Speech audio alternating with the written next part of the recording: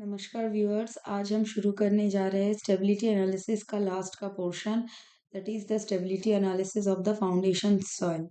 तो उससे पहले मैं आप सभी लोगों को रिक्वेस्ट करना चाहूँगी कि जो मेरे चैनल पे नए हैं so please to subscribe my channel and if you like my video तो वीडियो को ज़रूर शेयर करें अपने दोस्तों के साथ, जिससे कि उन्हें भी अपना हेल्प हो। अ, और ये जो स्टेबिलिटी एनालिसिस का पार्ट है आज का, इसमें हम स्टेबिलिटी एनालिसिस फाउंडेशन सॉइल करते हुए स्टेबिलिटी एनालिसिस को एंड करेंगे। ये लास्ट पार्ट है स्टेबिलिटी एनालिसिस का। तो चलिए शुरू करते हैं। Foundation of soil stability analysis.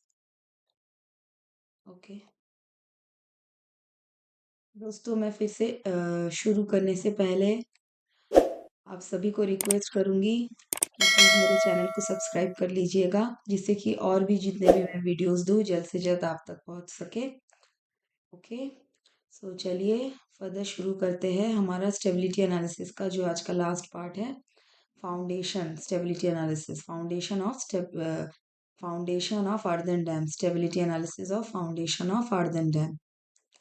Okay, ये हमारा क्वेश्चन चल रहा था, है ना। और इसके बाद अब हम देखेंगे कि ये जो पोर्शन है फाउंडेशन के लिए स्टेबिलिटी एनालिसिस निकालने के लिए हमको सबसे पहले कैसा अप्रोच करना है। तो सबसे पहले मैं इसके पहले शुरू करने से पहले एक नोट बोलना चाहूंगी। ये रहा कि ये जो जनरली हमारा जो फाउंडेशन है, the foundation of that is the base of the earthen dam.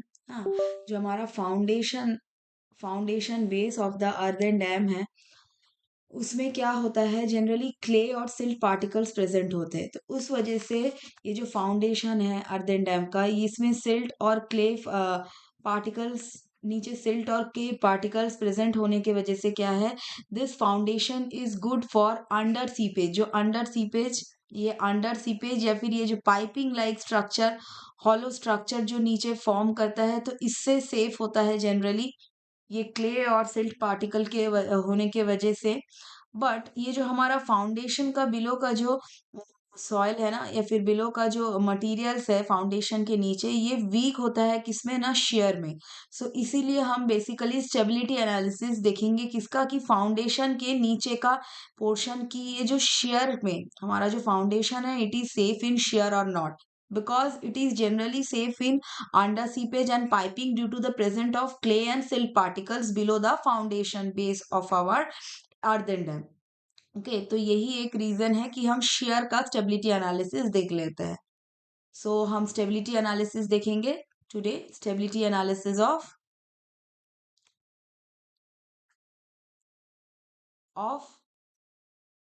Foundation soil, foundation soil below the earthen dam. Okay, stability analysis.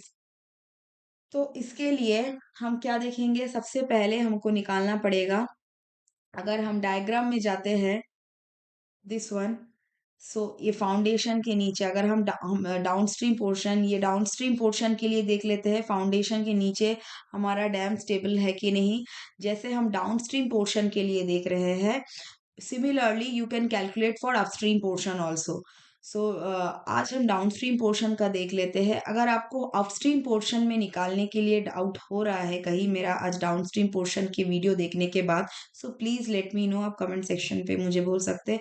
I will provide the video for upstream portion also, it is similar as calculated for downstream portion, stability analysis of downstream portion. So this is our foundation, this is the soil below the foundation, because up to this point, ये point one अगर हम देखते हैं तो point one पे हमारा foundation and होता है, और पॉइंट टू, ये जो पॉइंट है ये क्या है, मिट्टी के अंदर है, फाउंडेशन के नीचे है। This is below the soil, below the foundation. ठीक है, यहाँ सॉइल पार्टिकल्स है पॉइंट टू में। तो यही पोर्शन के लिए बेसिकली हमको देखना है कि this portion, the soil below the foundation, ये जो हैश्ड पोर्शन है ना डायग्राम में, black black hash portion, this is strong और this is stable in shear, this is stable in shear और नॉट, ये इसका स्टेबिलिटी एनालिसिस देखेंगे।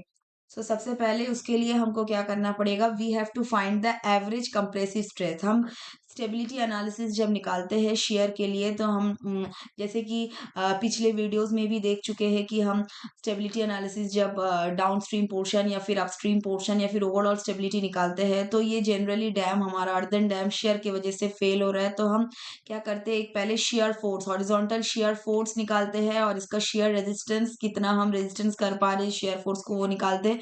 उसके बाद फैक्टर ऑफ सेफ्टी निकालते हैं। सिमिलरली ये एवरेज शेयर स्ट्रेस के लिए भी होता है, एवरेज स्ट्रेस के लिए निकालते हैं, फिर उसके बाद मैक्सिमम स्ट्रेस निकालते हैं और इससे हम फैक्टर ऑफ सेफ्टी निकालते हैं। तो यहाँ भी हम सेम प्रोसेस करेंगे कि पहले हम शेयर फोर्स के अकॉर्डिंग ये सेफ है कि देखेंगे और उसके बाद स्ट्रेस के according just unit change stress के अकॉर्डिंग सेफ है कि नहीं उसको हम देखेंगे। ओके, ये हमारा जिस्ट था to calculate the stability analysis of foundation soil. So let's start without further delay.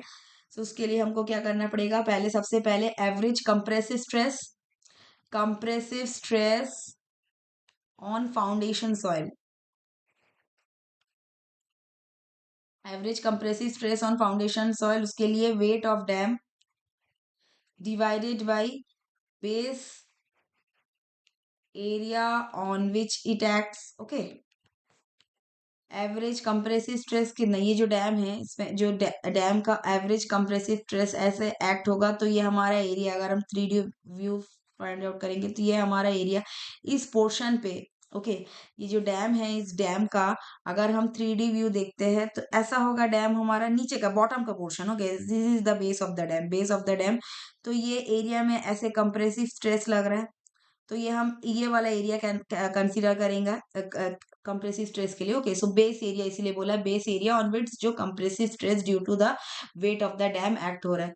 So weight of the dam जो है वो हम पहले ही एकदम फर्स्ट क्लास में निकाल चुके हैं, ओवरऑल स्टेबिलिटीज एनालिसिस किए थे, या फिर ये डैम के पिछले जब upstream uplift pressure wait of dam निकाले हैं तो पिछले मेरे सारे वीडियोस में है।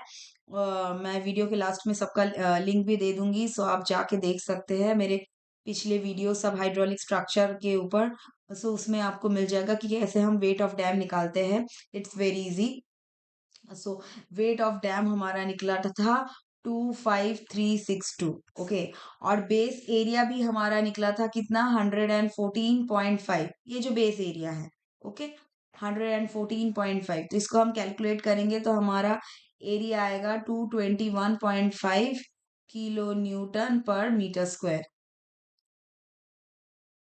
ओके, सो दिस इज, और हम ये वेट को और एक तरीके से निकाल सकते हैं, कैसे, हमको यूनिट वेट पता है, यूनिट वेट ऑफ डैम कितना दिया हुआ है क्वेश्चन में, देख लेते हैं। This is the dry weight, ये dry unit weight of dam दिया हुआ है 18। ओके, और एरिया ऑफ डैम हमारा निकला था, याद कीजिए, प्लानीमीटर से हम एक ग्राफ प्लानीमीटर के सहारे से हम area of total area of dam निकाल पा रहे थे। सो वो निकला था 1409, या फिर डायरेक्ट एरिया भी निकाल सकते हैं, ग्राफ के थ्रू भी प्लॉट कर सकते हैं ना। ये डैम को अगर हम एक ग्राफ पे प्लॉट करेंगे तो टोटल ये जो डैम का एरिया हम निकाल सकते हैं। सो हमारा टोटल एरिया निकल रहा था 1409 मीटर स्क्वायर, और हम अभी देखें कि यूनिट वेट ऑफ डैम कितना है, 18। तो इसको अगर इंटू करेंगे एरिया इंटू यूनिट वेट तो भी इससे हमारा क्या मिल जाएगा, वेट।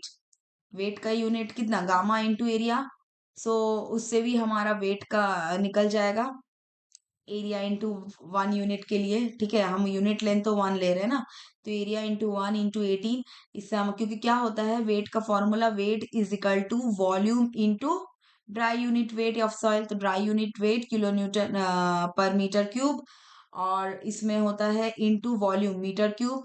एरिया हमारा 1409, और हम डैम क्या है पर यूनिट लेंथ के लिए ले रहे हैं तो इंटू 1 करके ये टोटल जो भी आएगा इससे भी हमारा ये वेट ऑफ डैम निकल जाएगा, वो निकलेगा 25362। ओके, सो यहाँ तक के हमारा एवरेज कंप्रेसिव स्ट्रेस तो आ गया।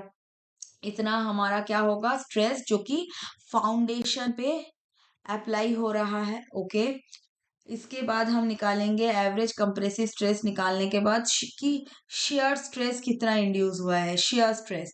तो हॉरिजॉन्टल शेयर फोर्स पहले निकाल लेते हैं, शेयर फोर्स इंड्यूस्ड, इसको P से डिनोट करते हैं, अंडर द, मैंने अभी बोला ना कि डाउन स्ट्रीम, ये मैंने ग्रीन मार्क किया है, ये रहा मैं ये हाईलाइट करना चाहूंगी ये पोर्शन को, ये जो हमारा डाउनस्ट्रीम का पोर्शन है ना, ये ये ये वाला जो ट्रायंगल शेप, ये डाउनस्ट्रीम का पोर्शन है, मैं डाउनस्ट्रीम के पोर्शन के लिए निकाल लूंगी। तो मुझे अपस्ट्रीम का पोर्शन भी, जो जो हम स्टेप डाउनस्ट्रीम के पोर्शन के लिए निकालने के लिए, डाउनस्ट्रीम के नीचे का जो फाउंडेशन है, इसमें अगर ये शेयर के वजह से ये सेफ हो गया, या फिर इसका हम लोग अगर शेयर स्टेबिलिटी फाउंडेशन के नीचे ओके डाउनस्ट्रीम पोर्शन के लिए निकाल लेते हैं, तो सिमिलरली हम अपस्ट्रीम के लिए भी निकाल सकते हैं। Foundation stability of foundation below the upstream भी निकाल सकते हैं, डाउनस्ट्रीम जैसे जैसे स्टेप निकल रहा है वैसे ही। तो आज मैं डाउनस्ट्रीम के लिए ही बता दूंगी, और इसके बाद if you have any doubt still further, you have any doubt, then please to comment me so that I can provide another separate video for the foundation, the stability of the foundation soil below the upstream portion of the earthen dam also. Okay, so चलिए horizontal shear stress निकालते हैं। Horizontal shear stress under the downstream slope, under downstream of the dam कैसे निकलेगा? सो P उसका formula होता है, P is equal to, मैं पिछले वीडियो में भी मैंने बोला था, अभी भी बोलूंगी कि आपको लोग को देख के लगेगा कि ये जो फॉर्मूला है, इतने बड़े बड़े फॉर्मूले हमको तो एग्जाम टाइम में याद नहीं रहेंगे, हमको याद नहीं रहेंगे तो क्वेश्चन सॉल्व नहीं होगा, राइट? ट्रस्ट मी, ये क्वेश्चंस अगर आप 2-3 बार प्रैक्टिस कर लेते हैं, पहले आप 1-2 बार देख के कीजिए, ये फॉर्मूला मेरे नोट्स में यहाँ से आप देख के कीजिए, उसके बाद धीरे धीरे धीरे धीरे प्रैक्टिस के साथ साथ जितने बार आप ये क्वेश्चन के गो थ्रू करेंगे ना, ये फॉर्मूला उतना ही दिमाग में सेट हो जाएगा, अलग से इसको फिर रट्टा मारने की जरूरत नहीं पड़ेगी। Okay, so 10 square 45 degree minus 5/1/2। So first time formula देखने से टफ लगेगा, फर्स्ट टाइम तो कुछ भी टफ लगता है, उसके बाद धीरे धीरे प्रैक्टिस के साथ, समय के साथ ये इजी हो जाएगा। So don't worry for that. अब ये हम क्या करेंगे, गामा इक्विवेलेंट निकालेंगे। गामा इक्विवेलेंट क्या होगा? गामा इक्विवेलेंट, अब चूंकि हम डैम और डैम के फाउंडेशन टोटल, ये जो पोर्शन है, मैं ये पहले पोर्शन को, यहाँ तो समझ में आ गया, अब ये वाला पोर्शन मैं रब कर देती हूँ नेक्स्ट समझाने के लिए, कि ये जो हमारा डैम का पोर्शन है, अब we will go for stability analysis total. तो ये हम गामा इक्विवेलेंट निकालने के लिए हमको क्या क्या पड़ रहा है यहाँ, ये टोटल ऊपर का पोर्शन तो डैम है यहाँ तक के, ठीक है, यहाँ का गामा फॉर डैम, और हाइट है h3, और नीचे का पोर्शन ये बिलो फाउंडेशन, ये क्या होगा? गामा, और क्या होगा? गामा 1, और ये होगा h3, ये h3 होगा ना बिलो का ये वाला हाइट। तो ये टोटल इसमें इक्विवेलेंट इक्विवेलेंट हमको मिल जाएगा। सो इक्विवेलेंट के लिए निकालने के लिए क्या करेंगे? कौन से पोर्शन के लिए निकल रहा है? ये वाला बिलो द डैम, ये वाला हाइट, और ये इसके, ये जो मैंने येलो वाला लाइन ड्रॉ किया ना, from R to T1, from R, ये जो पॉइंट है R, this one R to T1, इतना सारा पॉइंट। ओके, इसका हम गामा इक्विवेलेंट निकाल रहे हैं। So we are calculating the gamma equivalent for this portion. Okay, so 10 square 45 minus 5/2।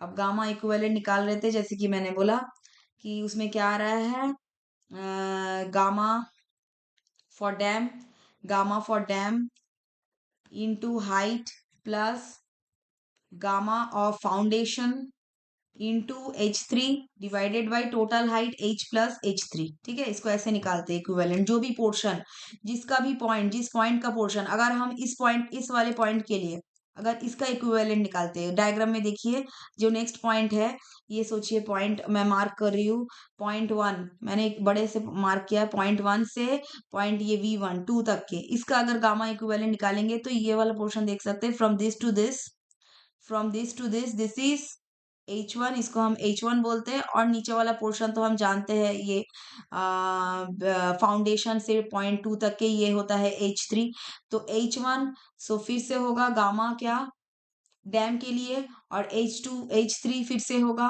Gamma क्या, फाउंडेशन के लिए। अब H1 कितना हो गया, फिर ये वाला पॉइंट हम देख लेंगे कि इतना पॉइंट, ये इसका हाइट कितना है, यहाँ से यहाँ तक का हाइट कितना है, इसको हम कैलकुलेट कर लेंगे।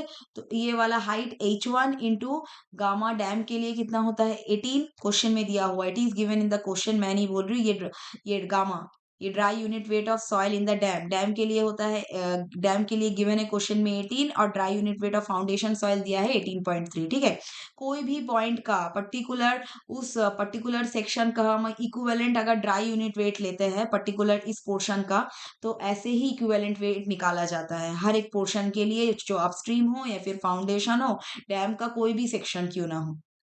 ओके, सो अब हम इसमें जाते हैं। तो गामा डैम हमने जैसे क्वेश्चन में देखा 18 इंटू एच कितना था 22, height of dam plus gamma foundation है 18.3 इंटू H3 कितना है हमारा below the foundation that is 8 metre. Diagram में फिर से देख लीजिए, H3 हो गया ये 8 मीटर। ओके, इसके बाद divided by total, sorry total height है 22 प्लस 8। तो इसको हम कैलकुलेट करेंगे तो गामा इक्विवेलेंट निकलेगा हमारा 18.1 किलो न्यूटन पर मीटर क्यूब। ओके, इसको कैलकुलेट करके देख लीजिएगा। उसके बाद हम निकालेंगे यहाँ से, हमको गामा इक्विवेलेंट तो मिला। अब ये फाई वन भी हम देख सकते हैं, ये चूंकि हमारा क्वेश्चन में अभी तक के क्या दिया हुआ था कि angle of internal friction of soil in the dam, dam और angle of internal friction of soil in the foundation, foundation पे दिया हुआ था, फाउंडेशन और angle of internal friction of dam, मतलब बेस पे ये जो फाउंडेशन है, मैं लाइन ड्रॉ करूंगी दूसरे कलर के पेन के साथ, हाइलाइटर के साथ। ये जो फाउंडेशन है हमारा, यहाँ पे हमको यहाँ अब तक के गामा पता था, और ये जो टोटल डैम का पोर्शन है, ये ऊपर का पोर्शन डैम, इसका हमको एंगल ऑफ इंटरनल फ्रिक्शन पता था। ठीक है, मतलब इस पॉइंट का इंटरनल फ्रिक्शन पता था और डैम का पॉइंट का इंटरनल फ्रिक्शन पता था। बट अब चूंकि हम बात कर रहे हैं क्या, फाउंडेशन के नीचे, बिलो द फाउंडेशन। अब बिलो द फाउंडेशन के लिए क्या करना पड़ेगा, हमको फाई वन की वैल्यू निकालनी पड़ेगी। उसको कैसे निकालनी पड़ेगी, उसके लिए फॉर्मूला होता है, आई विल टेल यू। ये जो फॉर्मूला है, phi one is nothing but the internal angle of friction to calculate the this horizontal shear force. ठीक है, phi one, so phi one is nothing but equivalent angle of friction, equivalent angle of friction, जिसमें कि हम foundation of dam plus जो below the foundation of dam दोनों को consider करेंगे, क्योंकि हॉरिजॉन्टल फोर्स अभी हमको फाउंडेशन के नीचे ही कंसीडर कर रहे हैं ना। सो चलिए, फाई वन की वैल्यू होती है, फाई वन का फॉर्मूला होता है tan inverse C F plus gamma equivalent H plus H3 tan phi F divided by gamma equivalent H plus H3। Tan phi F तो दिया हुआ है हमारा क्वेश्चन में, ये रहा phi F, that is angle of internal friction of foundation, that is 12 degree. ठीक है, सो बस फाई एफ हमको पता है 12 degree, phi F no 12 degree, H पता है, डैम का height that is 22, and the height जितना तक के हम बिलो द फाउंडेशन कंसीडर कर रहे हैं दैट इज H3 8 मीटर, और गामा इक्विवेलेंट ये पहले क्वेश्चन में निकल गया 18.1, पहले ही निकाले अभी। और इसमें सी एफ कितना होता है ये भी क्वेश्चन में दिया हुआ है, कोफिशिएंट ये रहा, sorry cohesion of soil of foundation 54 kilo newton पर मीटर क्यूब। ठीक है, सब अब हमको पता है, इससे हम अब फाई वन निकालेंगे। चलिए फाई वन निकाल लेते हैं। तो फाई वन की वैल्यू अगर हम सब कुछ पुट करेंगे तो टेन इनवर्स सी एफ की वैल्यू है 54 प्लस गामा इक्विवेलेंट निकला 18.1, H plus H3 that is 22 plus 8, ten कितना है हमारा, मतलब हो angle of internal friction of foundation कितना है, क्वेश्चन में गिवन है 12 degree, divided by gamma equivalent निकला 18.1 into H plus H3 that is 22 plus 8। इसको कैलकुलेट करेंगे तो इसका वैल्यू आएगा 17.3 डिग्री। अब ये जो हमारा फाई वन मिला ना, जस्ट सिंपली हम क्या करेंगे, हॉरिजॉन्टल शेयर निकालने के लिए P में ये फाई वन की वैल्यू हमको मिल गई, अब P को निकाल लेते हैं, हॉरिजॉन्टल शेयर। तो चलिए P निकालते हैं। सो P का जो फॉर्मूला है उसमें क्या है, पहले गामा इक्विवेलेंट लिख लेते हैं 18.1 आया, इनटू क्या है formula H plus H3 whole square minus H3 square by 2। So H plus H3 22 plus H3 8 whole square minus H3 that is 8 square by 2 into क्या होता है 10 स्क्वायर 45 माइनस फाई वन कितना निकला हमारा 17.3 डिग्री डिवाइडेड बाई 2। सो इसको हम निकालेंगे तो हॉरिजॉन्टल शेयर फोर्स निकलेगा हमारा, P की वैल्यू निकल रही है 4100 किलो न्यूटन। अब हॉरिजॉन्टल शियर फोर्स निकल गया, तो इससे हम एवरेज शियर स्ट्रेस निकाल सकते हैं। एवरेज शियर स्ट्रेस कितना होता है? Horizontal shear force divided by ये जो शियर स्ट्रेस जितना एरिया पे लग रहा है, ऐसे शियर स्ट्रेस लगता है ना, वो कितने एरिया पे, ये परपेंडिकुलर एरिया नहीं होता। शियर स्ट्रेस के लिए हमेशा हम क्या एरिया कंसीडर करते हैं? Tangential area. कंप्रेसिव स्ट्रेस जो भी ऐसे परपेंडिकुलर फोर्स के लिए तो परपेंडिकुलर एरिया कंसीडर करते हैं, पर ये जो हमारा शियर स्ट्रेस होता है या फिर शियर फोर्स होता है, ये हमेशा टेंजेंशियल ऐसे लगता है ना, सो लाइक फ्रिक्शन फोर्स, तो उसके लिए हम हमेशा टेंजेंशियल एरिया ही कंसीडर करेंगे। शेयर फोर्स जो लग रहा है टेंजेंशियल एरिया पे, वो कितना होगा? डैम का बेस पे लग रहा है, डैम का जो अर्दन डैम का जो हमारा क्या है, डाउनस्ट्रीम पोर्शन है, डाउनस्ट्रीम पोर्शन के बेस पे लग रहा है, तो डाउनस्ट्रीम पोर्शन का हमारा बेस का विड्थ कितना है? देखिए मैं हाईलाइट करूंगी येलो कलर के हाइलाइटर से, 44 मीटर, ये रहा इतना पोर्शन 44 मीटर, यही तो है हमारा डाउनस्ट्रीम पोर्शन का base. 44 metre into per unit length के लिए ले रहे हैं, तो हम पहले से ही जानते हैं दैट इज 44 इंटू 1।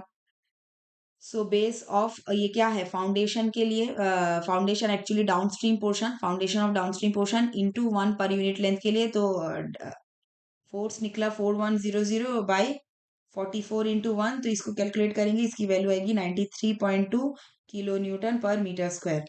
अब maximum shear stress, average shear stress निकला, हम जानते हैं मैक्सिमम शेयर स्ट्रेस क्या होता है? मैक्सिमम shear stress होता है that is nothing but equal to 1.4 times of average shear stress, that is equal to 1.4 into 93.2, जो अभी निकला एवरेज शेयर स्ट्रेस, उसको कैलकुलेट करेंगे तो आएगा हमारा वैल्यू 130.4 किलो न्यूटन पर मीटर स्क्वायर। और ये एप्लीकेबल कहाँ होता है, कौन से पॉइंट पे लगता है? ये एवरेज शेयर स्ट्रेस तो हम जानते हैं that is 0.6 metre from the toe of the downstream of the dam. ठीक है, 0.6 metre, 0.6 metre of toe, 0.6 metre of toe, 0.6 metre from toe, तो ये क्या होगा? टो से कितना टोटल, ये हमारा डैम का ये जो फाउंडेशन का जो डैम का मतलब डाउनस्ट्रीम का जो बेस था कितना था? 44 metre.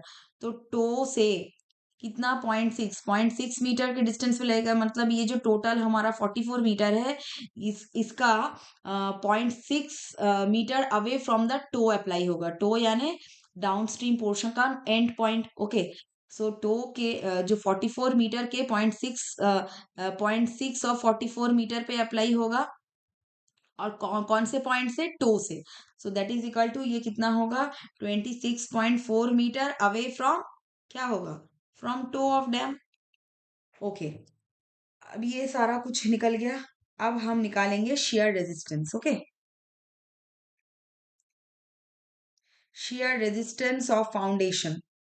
shear resistant of foundation किस पे? Downstream portion, below the downstream portion of dam. So shear resistance का फॉर्मूला क्या होता है? शेयर रेजिस्टेंस ये होगा हमारा टाउ F1। क्यों टाउ F1 होगा वो मैं अभी बोलूंगी, इसका फॉर्मूला पहले देख लेते हैं। CF plus gamma F into H3 10 phi F। ये phi F क्या? फाउंडेशन के लिए, फाउंडेशन ऑफ द डैम। अब देखिए, अब हम डायग्राम में जाएंगे। डायग्राम में क्या है? देखिए, फाउंडेशन का जो मतलब जो डाउनस्ट्रीम का जो पोर्शन है डैम का, वो दो पॉइंट, एक स्टार्टिंग पॉइंट एक एंड पॉइंट, ये जो टी वाला पोर्शन है ना, पहले मैं ये येलो वाला जो हाइलाइटर है बेस विड्थ को जो हाईलाइट कर रहे थे, इसको रब करूंगी। ये जो टी वाला पोर्शन है, ये दिस वन टी, यहाँ से हमारा डाउनस्ट्रीम का पोर्शन स्टार्ट हुआ डैम का, और यहाँ जो एस है ये टो है, यहाँ पे एंड हुआ। तो हम दो पॉइंट देख सक रहे हैं, ये वाला एक पॉइंट और ये वाला एक पॉइंट। ठीक है, ये फाउंडेशन के नीचे का ये एक पॉइंट और ये एक पॉइंट, और यहाँ पे एक पॉइंट, यहाँ पे क्या हो रहा है? मैक्सिमम शेयर स्ट्रेस अप्लाई हो रहा है। क्यों? क्योंकि ये जो V1 है ये पॉइंट ऑफ मैक्सिमम शेयर है, जो कि हमारा अभी निकला 130 point something. Okay, so maximum shear stress जो कि 0.6 metre away from S point है, टो है। तो ठीक है, तो अभी हम क्या बोल रहे थे कि तीन पोर्शन है जो डैम का, जहां से ये इसका डाउनस्ट्रीम का पोर्शन शुरू हो रहा है वो टी है, और फिर जहाँ पे एंड हो रहा है ये एस है, दैट इज टो। तो 2 पॉइंट हम यहाँ देख सकते हैं। तो शियर रेजिस्टेंस हम पहले एस के लिए निकाल लेते हैं, ठीक है। एस के बिलो यहाँ पे शियर रेजिस्टेंस क्या होगा, S1, ये होगा S1 पोर्शन। और यहाँ पे क्योंकि हम फाउंडेशन के बिलो द फाउंडेशन अभी निकाल रहे हैं ना, stability analysis, so foundation of soil. तो क्या निकालेंगे, स्टेबिलिटी ऑफ फाउंडेशन सॉइल। तो अब हम फिर T1 का ये शेयर स्ट्रेस, हम शेयर रेजिस्टेंस निकालेंगे पहले S1 पोर्शन के लिए और शेयर रेजिस्टेंस निकालेंगे T1 के लिए, उसके बाद इसका एवरेज कर देंगे। तो वो होगा ऑन एन एवरेज डैम का जो डाउनस्ट्रीम पोर्शन का शेयर रेजिस्टेंस होगा, जिससे कि हमारा स्टेबिलिटी मेंटेन होगा डैम का। ओके, समझ में आ गया होगा, आशा करती हूँ। So tau F1 is equal to C F कितना है हमारा डाउनस्ट्रीम पोर्शन के लिए, अभी हमने देखा ना कुछ देर पहले, फाउंडेशन ऑफ सॉइल 54 होता है। और गामा एफ कितना है 18.3, ये तो क्वेश्चन पे दिया हुआ है, इंटू H3 है 8, इंटू 10 5F कितना था 12 degree. Okay, so equal to ये सारे वैल्यू क्वेश्चन पे दिए हैं, है ना, गामा ये सारे फाउंडेशन। सो उसके बाद इसको हम निकाल ले रहे हैं, तो इसका वैल्यू आएगा 85.1 किलो न्यूटन पर metre square. Shear resistance of foundation below the downstream portion of dam, ठीक है, ये जो शेयर रेजिस्टेंस है उसके लिए हम निकाल रहे हैं। अब फिर हम निकालेंगे, मैं जैसे बोला मैंने, ये S1 एट पॉइंट S1 के लिए निकला। अब हम निकालेंगे पॉइंट T1 के लिए शेयर रेजिस्टेंस। तो टाउ F2 उसको निकालने के लिए क्या होता है, formula CF plus gamma 3 H plus H3 10 5F, ठीक है, unit share resistance at point T1। सो ये निकलेगा। अब गामा 3 उसके लिए पहले निकालना पड़ेगा, क्यों, क्योंकि यहाँ पे तो हमारा क्या होगा, पर्टिकुलर तीन तीन यहाँ सेक्शन पे अगर हम जाएंगे, ये डायग्राम में हम देख सकते हैं, यहाँ पे दो अलग अलग गामा आए कि नहीं। यहाँ पे एक डैम के लिए आ रहा है और एक फाउंडेशन के लिए आ रहा है ना। यहाँ पे सिर्फ क्या था, इस पॉइंट पे सिर्फ फाउंडेशन की वजह से आ रहा था, तो इसीलिए हमने क्या ले लिया, गामा एफ ले लिया फाउंडेशन का। समझ में आ रहा है कि नहीं, कि यहाँ पे जो एस पॉइंट है ना, यहाँ पे ये फाउंडेशन बिलो एफ, तो हमने टाउ एफ ले लिया। बट टी पॉइंट पे T1 पे इसके ऊपर दो है, एक है डैम की वजह से यूनिट वेट, और उसके बाद फाउंडेशन के सॉइल की वजह से यूनिट वेट। तो इसके लिए यूनिट वेट होगा टाउ, क्या होगा, डैम की वजह से, और इसके लिए होगा टाउ एफ फाउंडेशन की वजह से। तो इसका हम लोग को इसीलिए यूनिट वेट इक्विवेलेंट निकालना पड़ेगा, जिसको कि हम ले रहे हैं gamma 3। So let's calculate for gamma 3। ये गामा 3 पहले निकाल लेते हैं, equivalent weight at point, equivalent unit weight at point T1, ठीक है।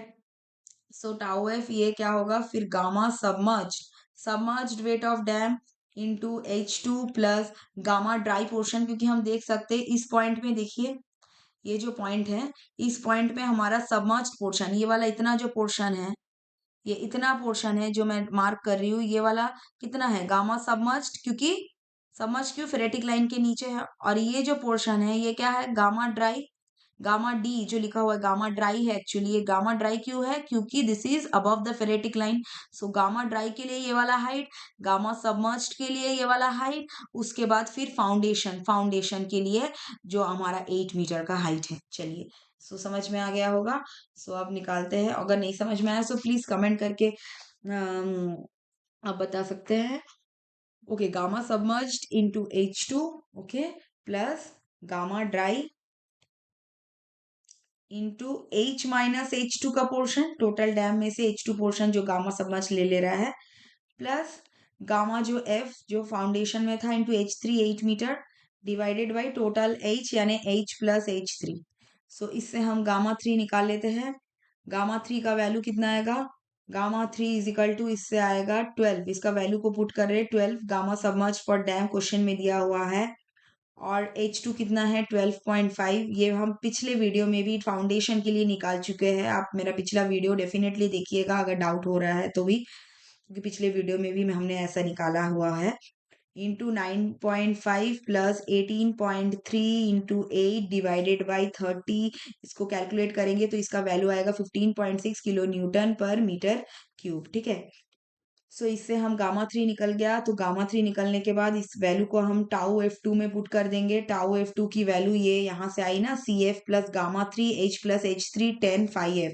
तो CH that is equal to tau F2 54 plus gamma 3 निकला 15.6, उसके बाद होगा H that is 22 plus H3 that is 8 into 10 gamma gamma 5F यानी angle of internal friction of foundation that is 12 degree. तो इसको कैलकुलेट करेंगे तो इसका वैल्यू आएगा 153.5 किलो न्यूटन पर metre square. So tau F1 tau F2 निकल गया। सो एवरेज शेयर रेजिस्टेंस निकाल लेते हैं। टाउ F कितना होगा, tau F1 plus tau F2 divided by 2। So that is equal to, इसकी वैल्यू कितनी आएगी, इसकी वैल्यू आएगी 85.1 जो पहले निकला हमारा टाउ F1 प्लस अभी यहाँ से निकला 153, ये 85.1 जो टाउ F1 निकला ये। उसके बाद हमारा टाउ F2 निकला 153.5 डिवाइडेड बाई 2। इसको कैलकुलेट करेंगे तो एवरेज करेंगे निकलेगा 119.3 किलो न्यूटन पर मीटर स्क्वायर।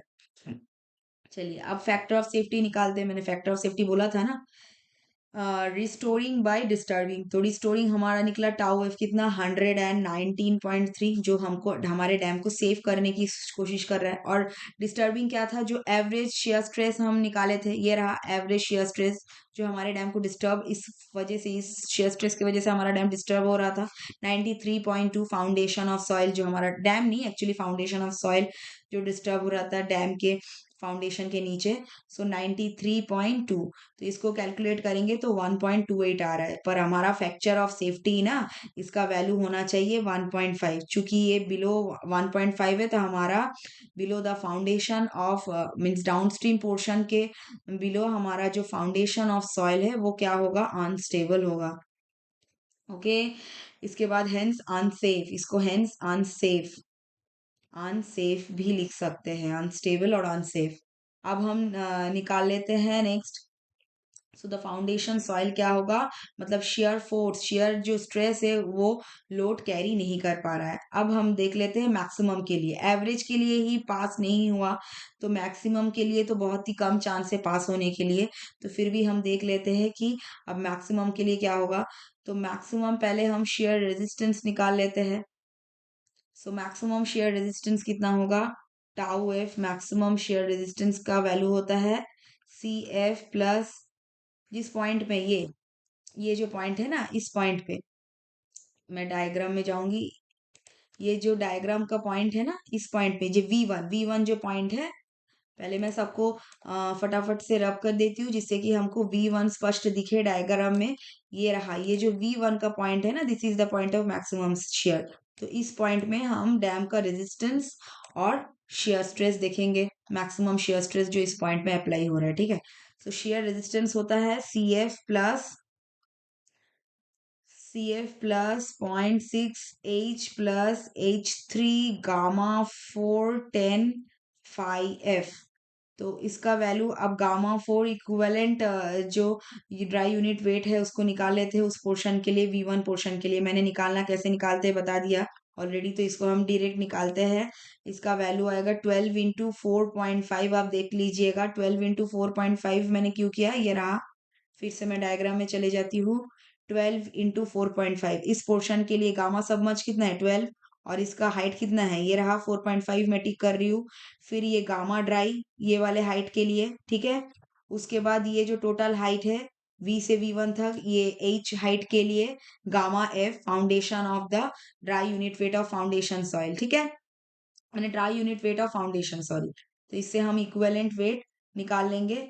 सो चलिए, सो 12 इंटू 4.5 प्लस गामा ड्राई कितना था 18 इंटू 0.6 इंटू 22 माइनस 4.5, ये होगा हमारा टोटल हाइट डेप्थ, प्लस ये फाउंडेशन के लिए 18 into 0.3 into 8 divided by total depth कितना है 0.6 इंटू 22 प्लस 8।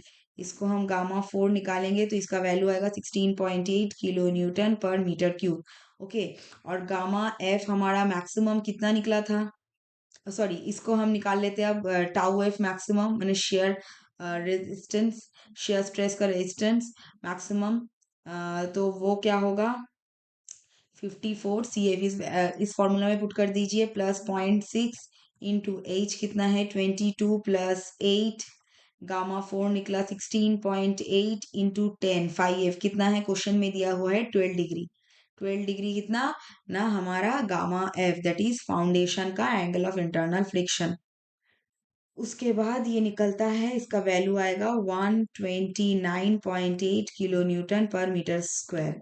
अब हम फैक्टर ऑफ सेफ्टी निकाल लेते हैं। रेजिस्टेंस कितना है, 129.8 divided by disturbing maximum shear stress कितना निकला था, मैक्सिमम शेयर स्ट्रेस ये रहा, मैक्सिमम शेयर स्ट्रेस निकला था 130.4। चलिए इसको पुट करते हैं, मैक्सिमम शेयर स्ट्रेस निकला था 130.4, दैट इज इक्वल टू इसकी वैल्यू आएगी 0.995 जो कि लेस है 1 से।